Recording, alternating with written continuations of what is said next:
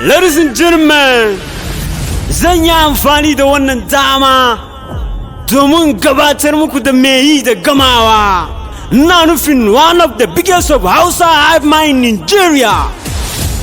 I represent you, the Hausa hype man, the biggest Hausa hype man. Two boys, the two boys. A.K.A. Bokka ne. Hey yo, na ce su waye ne?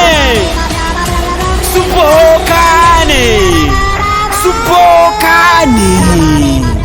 Yaro, ka bi a hankali. Na ce, ka bi a hankali yaro. Ka san waye su Bokka? Na ce ka san waye Hausa hype man? Ha!